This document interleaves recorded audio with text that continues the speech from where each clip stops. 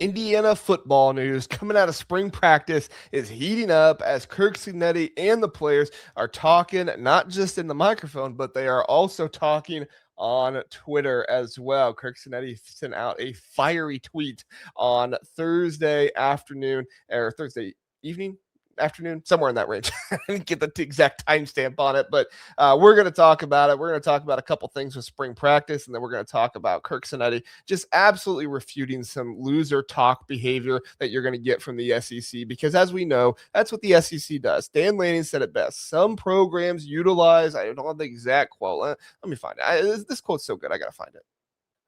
All right, here we go. I got it. Dan Lanning, masterful quote by him. I love Dan Lanning, man. I'm a big Dan Lanning guy. All right, I know not everybody else is, but I'm a big Dan Lanning guy. Anyway, he said, "We spend to win. Some places save to have an excuse for why they don't." I got another quote in here from Curt Cignetti that I'm also going to be clocking to, because listen, some of these coaches, they just got some great stuff to say. Curt Cignetti, the program motivation stuff like that, he's got great stuff too. So anyway, we'll get to that. We'll get to the quote on Twitter and stuff like that here in just a moment. But first, what we do need to get to is Curt Cignetti answering a question about Isaiah Jones replacing Aiden Fisher. I'm going to play this video on Twitter. I know sometimes these are a little quiet, volume wise. So if it's not loud enough for you, I apologize, but I will read the most important quote that is here on the tweet that you'll be able to see. So hopefully this will be loud enough. You'll be able to hear it. Isaiah Jones loves football. He's instinctive. He's smart. He's a good leader too. And, he's had a nice spring, and we're only in spring ball. I think leadership sort of cements itself when you go to war, whether it's 12 or 16 of those. But he's certainly a guy we look to for leadership. He's a good football player, and he knows the defense inside and out. I love that. Leadership only cements itself when you go to war. That's a banger quote right there. And honestly, I mean, Curt Cignetti, he's a banger coach. I love Cignetti. He's the best head coach in the country, in my opinion.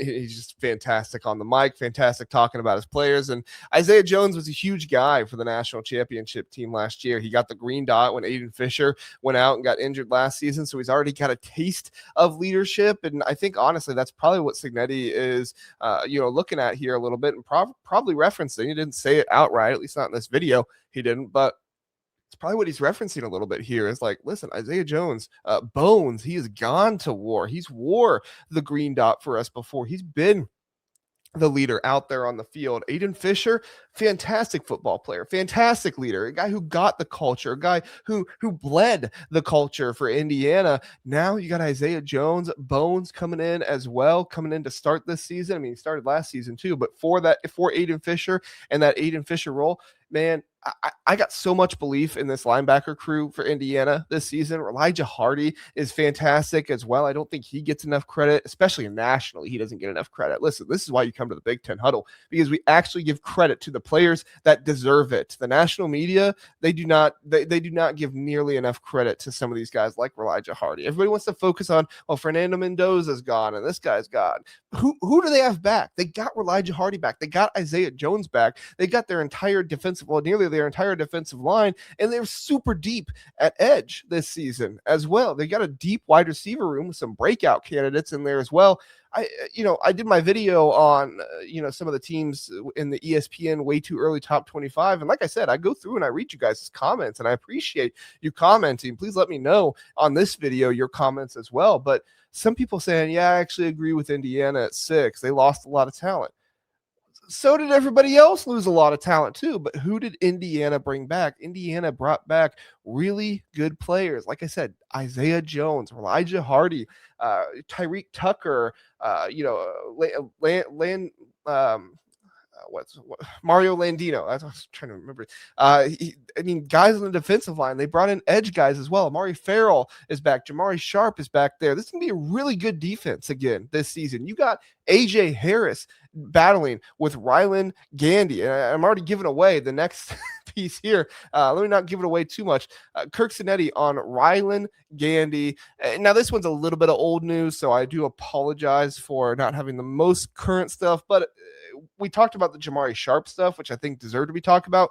We did not talk about the AJ Harris, Rylan Gandy position battle that's going on right now, which I think is fantastic because I think AJ Harris is a good corner. I don't think that this is a situation where he's not as good as people think and he came from the transfer portal. I do think AJ Harris is a good corner, and Rylan Gandy, a guy who was fiery last season for Indiana and who was a guy that was on the bench, who was always cheering on his teammates, always there. He didn't spend a lot of time on the bench. Obviously, he played for Indiana as well. But here's what Curt Cignetti said at a couple press conferences ago. He said, AJ Harris, I think, has done a really nice job, as has Gandy, Rylan Gandy, that is, who I think's really improved since he's been here, Cignetti said. It's a good competition we have going there, and we're probably a little deeper at corner right now than we have been the first 2 years. Now, we talked about the deeper comment too, but this position battle between AJ Harris and Rylan Gandy, I think, is huge for Indiana. And I think this Indiana defense is going to be top 5, top 3 again this season, if not number 1. They got Brian Hayden's back. You got a lot of the defensive line back. Like at this point, I feel like I'm trying to defend this Indiana team all over again because people are just not giving them enough credit. Now, sure, they got Josh Hoover instead of Fernando Mendoza. I get that. The offense might not be as good as it was last season. But we also said, hey, the offense might not be as good as last season because you got Fernando Mendoza instead of Curtis Rourke. Guess what? The offense, pretty doggone good.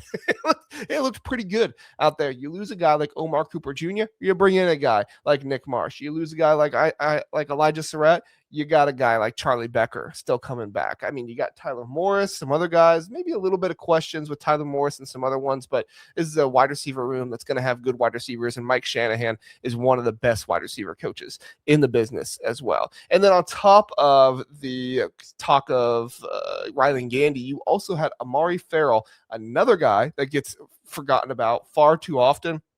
Amari Ferrell talking about Anthony Chung, the former walk-on Anthony Chung, who this season could be something special for this Indiana team. So let me back this up and we'll listen to what Amari Ferrell has to say about Anthony Chung. Here we go. Oh. Anthony Chung has been a guy that has definitely, I would definitely say Anthony Chung. Anthony Chung has been a guy that has definitely stepped up for us, he was a walk-on last year. He's getting a chance to, make a lot of plays, and he's definitely been showing us that he can make a lot of plays for us. I love that. You got your starting safeties in Amari Ferrell and Preston Zachman. There's no question there, right? You got those two guys that are going to be starting for the team, but you need depth at the safety position as well. And don't forget about Byron Baldwin as well, who could be playing some nickel for Indiana this season too. I mean, you got guys all over the place, guys you're excited about with some really good potential, guys who have really good production, and guys that are making position battles that really they probably, you didn't think they might make it a battle. You probably thought AJ Harris was going to be the dude, and you probably thought, okay, well, maybe Byron Baldwin, maybe somebody else steps up to be one of these guys that safety looks to. It's Anthony Chung, the former walk-on for this team that is stepping up in spring practice. He's a guy who's standing out, and it just goes to show the development of this team. Last season, when the edge for Indiana, Kellen Wyatt got hurt, everybody was so concerned about what it would look like. And then you got another injury there, the next one, and everybody's so concerned. But this is an Indiana team who is proven with their schematics. They're proven in how well they're coached. They're proven in not playing for themselves, but playing for the team. And I just think people are still sleeping on Indiana once again this season. Ranked 6th in the country by ESPN's way too early. That's higher than some other ones, but still not high enough for me. I think this Indiana team needs to be 3 or 4 in the country at the very least. And honestly, I wouldn't argue with them being 1 or 2 either, right? Am I way too early? I had them at number 1. So I don't know if you're going to find anybody higher in Indiana this season than me, and for good reason why. I mean, maybe college football with Sam, my buddy over there. He's a big Indiana guy, and him and I are the same way, man. This is a fantastic team, fantastic coach. Bring back a lot of returning players that I think deserves more credit. Offensive line's going to be good again. Joe Brunner, veteran that's going to be playing on this offensive line as well. Bob Bostad coaching them up.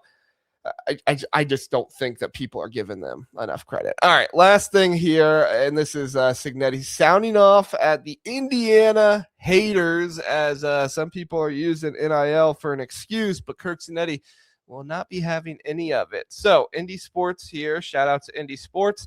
They quote tweeted this video. I'm not going to play the whole video, but this video that Front Office Sports News put out there. It says Alabama football GM Courtney Morgan says college football programs are spending probably more than $40 million to build a championship roster in the NIL era. Morgan breaks down how elite programs navigate spending, and then kind of goes off there. But what this is more of the SEC trying to complain and trying to point the finger and say, well, you really expect us to commit or really expect us to compete with $40 million? $40 million? It was 2 years ago that people were freaking out about $20 million in the, for Ohio State. You know how much some of these athletic programs make a year, how much revenue they get? Professional teams put about half of their revenue into their roster. We're not even sniffing half of how much athletic department revenue some of these teams are getting right now. Now I know they have other, sports to support and stuff like that. So it's not a like for like comparison, but in this scenario, the whole complaining about, everybody else is spending $40 million and this, that, and the other. It's soft, man. It is soft. And I'm not saying Courtney Morgan here is complaining about that. I'm not playing the video, so we're not getting the entire context, but I'm just talking generally. And I'm using this, kind of as an example a little bit, but not completely. I'm just talking generally about how people are complaining about that stuff. Meanwhile, Curt Cignetti, look at him. Correct. Not even close.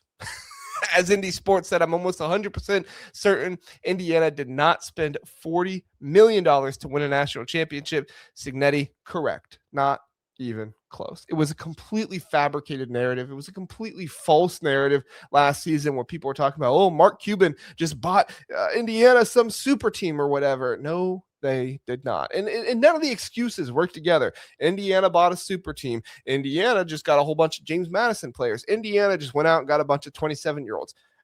None of these excuses for other teams compute. The only rational reason is Indiana had a damn good coach and a damn good team who is really, really good. And then on top of that, Indiana knows how to win. They have a standard, they know how to win, and they have some of the best coaching staff, if not the best coaching staff in the country. I love this Indiana team. I think this Indiana team is going to be fantastic once again this season, and I think this Indiana team knows they are not getting near enough respect. Once again, still not enough respect. You got Georgia ranked above them in the top 25. Get out of here, Georgia. You haven't won a playoff game in 3 years. Indiana has more playoff wins, or I guess the same amount of playoff wins that Georgia hasn't won a playoff game in that many years.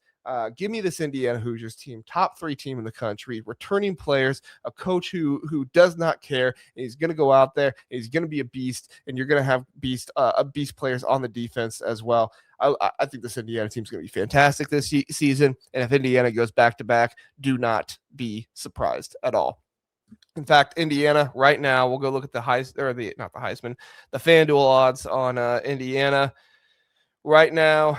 National championship, Ohio State plus 550, a whole 150 above Notre Dame. Look, I'm high on Ohio State this season. I think Ohio State's got a great shot. I don't know if I'd have them that much higher than some other teams, but I think Ohio State's got a great shot. And I think they should be number 2 or number 1, one of those two in national championship odds. But Indiana at plus 800, folks, I don't give away betting advice on this channel, but I'm going to let you go ahead and read that. I'm going to go ahead and let you read that, and you decide if you think Indiana, 4th best odds to win the national championship, worse than Texas, worse than Notre Dame. I'm going to go ahead and let you decide if you think that's a good bet or something like that. Again, not giving you advice. I'm just saying, look at it because, this Indiana team is going to be really good once again this season. And to Notre Dame's credit, Notre Dame's going to be really good. Ohio State's going to be really good. Texas, maybe.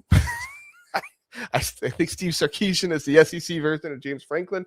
Oregon's going to be good this season. Georgia, they'll be good. They might win the SEC. They'll probably go to the SEC championship game, so they'll be good. All right,